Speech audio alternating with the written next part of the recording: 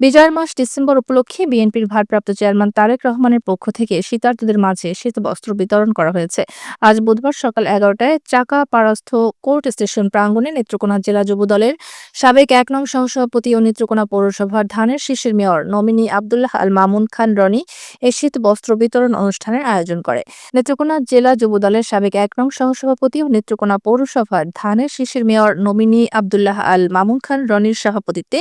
জেলা বিএনপির সদস্য ইসলাম উদ্দিন খান চঞ্চল এর সঞ্চালনায় শীত বস্ত্র বিতরণ অনুষ্ঠানের অন্যান্যের মধ্যে বক্তব্য রাখেন জেলা যুবদলের সাবেক সভাপতি মশিউর রহমান মশু,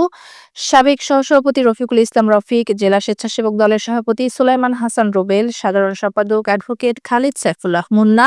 পৌর বিএনপির যুগ্ম সাধারণ সম্পাদক আফাজ উদ্দিন খান চন্দন সহ অন্যান্য নেতৃবৃন্দ। পরে গরিব, অসহায়, দুস্থ, ছিন্নমূল নারী, পুরুষ ও শিশুদের মাঝে সহস্রাধিক শীত বস্ত্র বিতরণ করা হয়।